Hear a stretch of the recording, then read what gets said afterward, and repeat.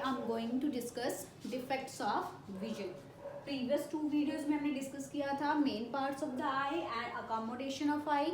Okay, so now we are going to discuss this defects of vision.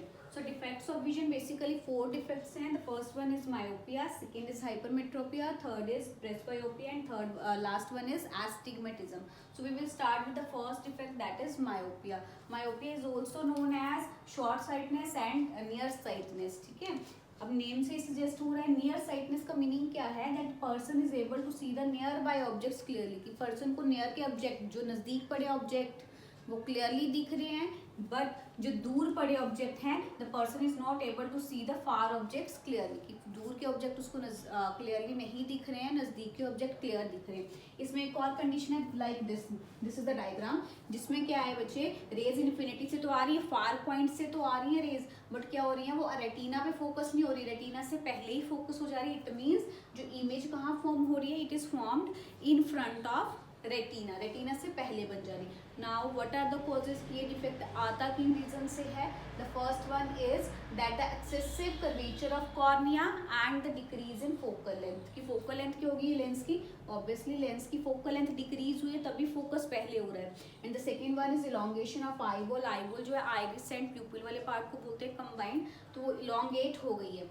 Then correction, easily it can be corrected by using a concave lens like this. This is the far point जहाँ से light आनी चाहिए थी और कहाँ focus करनी चाहिए थी, रेटिना पे, बट ऐसा हो नहीं रहा है। इमेज कहाँ फोकस हो रही है बच्चे जाके, it is focus behind the before the retina, retina से पहले। सो क्या करेंगे, कॉन्केव टाइप का लेंस लगा देंगे जिससे लाइट क्या होगी, डाइवर्ज हो जाएगी और उसका फोकस क्या होगा, पीछे शिफ्ट हो जाएगा on the retina. So this is the myopic eye, जो मायोपी से सफर करिए, and this is the correction of myopic eye. Then next is hypermetropia. Hypermetropia is also known as long sightness as well as far sightness. इसमें बच्चे name से clear है कि person जो है वो नजदीक का क्लियर नहीं देख पा रहा है बट दूर का क्लियर दिख रहा है। फार साइटनेस मतलब दूर के ऑब्जेक्ट क्लियर दिख रहे हैं, नियर साइटनेस मतलब नजदीक के ऑब्जेक्ट क्लियर दिख रहे हैं, मीन्स इससे ऑपोजिट होगा। फार साइटनेस मीन्स नजदीक के ऑब्जेक्ट क्लियर नहीं है, दूर के क्लियर हैं। इसमें क्या होता है, जो इमेज है वो कहाँ बनती है, बिहाइंड द रेटिना, रेटिना से पीछे, मतलब ये इसने फोकस ज्यादा कर दिया तो क्या कोज होगा, इंक्रीज इन फोकल लेंथ। ठीक है, इसने फोकस पीछे कर दिया, फोकस इंक्रीज कर गया। फोकस कब इंक्रीज होता है, जब फोकल लेंथ के करती है, इंक्रीज करती है। फोकल लेंथ क्यों इंक्रीज कर रही है, because of weakening of ciliary muscles and the size of eyeball becomes too short, eyeball का साइज बहुत छोटा हो गया है। ठीक है, ड्यू टू दैट रीजंस क्या हो रहा है, इमेज जो है बिहाइंड द रेटिना बन रही है। Now it can be easily corrected by using a convex lens.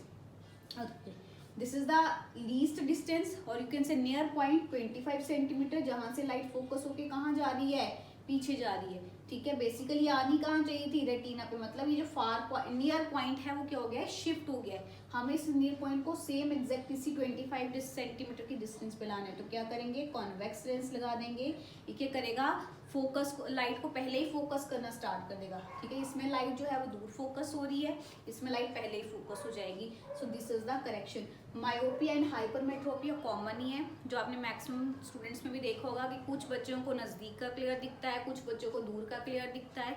So they are suffering from these defects. One is myopia and second one is hypermetropia.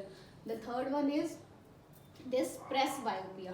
Now presbyopia, it is a natural part of aging. Ageing के साथ साथ आता है, क्यों आता है, because as जैसे जैसे एज बढ़ती जाती है ये जो सिलियरी मसल्स होती हैं इनकी स्ट्रेंथ वीक कर जाती है। ठीक है, ये लूज होना स्टार्ट हो जाएंगी, एज वेल एज जो लेंस है वो इतने ईजिली फोकस नहीं कर पाता, उसकी फ्लेक्सिबिलिटी रिड्यूस कर जाती है। Okay, so this is the cause presbyopia. It is coming from with the natural part of aging, and its cause is weakening of ciliary muscles as well as reduce in the flexibility of eye lens.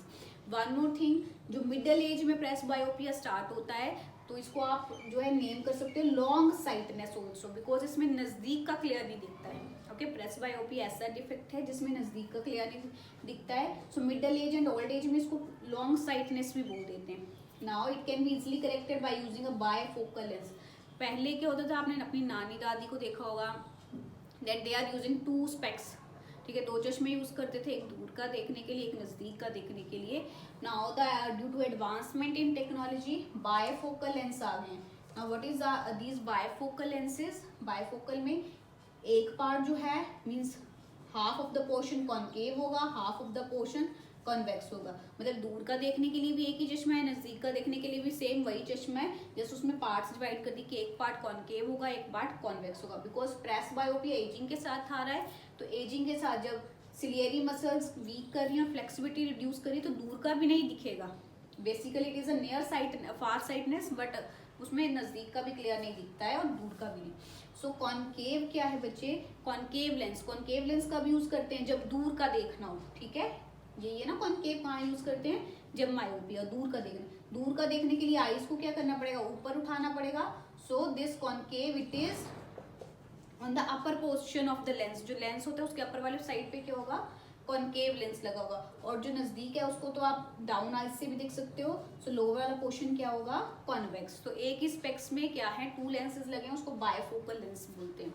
The next and last is astigmatism. Astigmatism blurry vision at all distance. Okay, जो vision है वो blurry है, means blur image बन रही है। और you can also say कि person को एट ए टाइम या तो सिटिंग लाइन दिखेगी, या तो सॉरी स्टैंडिंग लाइन दिखेगी, या तो फिर सिटिंग लाइन दिखेगी।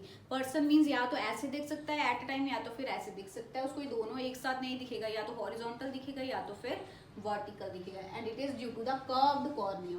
ओके, कॉर्निया क्या होता है? कर्व्ड होता है, and it can be easily corrected by surgery, और इधर we can introduce the corrective lenses. Surgery से भी करेक्शन हो सकती है इसकी, और करेक्टिव लेंसेज से भी हो सकते हैं। Then next is that these are the defects of the vision. एक और टॉपिक है बच्चे, that is the cataract.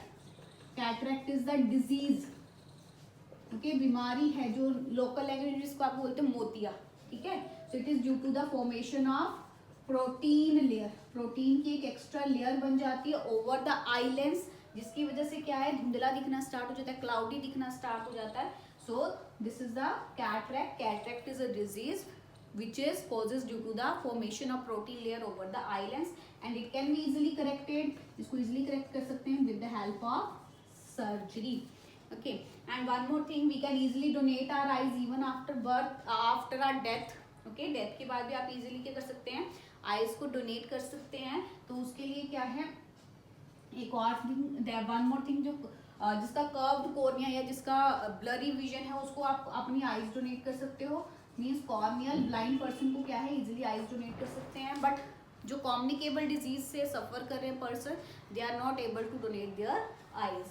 One more thing left in this topic is that is persistence of image. कि इमेज जो है वो कितने टाइम के लिए परसिस्ट करती है रेटिना में। ऐसा तो नहीं है ना कि लाइट फॉल कर रही है, इमेज बनी और ब्रेन में मैसेज चला गया।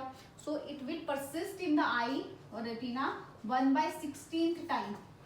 ओके, इस पर्टिकुलर टाइम के लिए क्या करती है? वो इमेज परसिस्ट करती है रेटिना पे, उसके बाद जो है इंफॉर्मेशन क्या होगी? ट्रांसफर होगी। सो this is the topic which is covered under human I. Main parts, accommodation of I and defects of vision.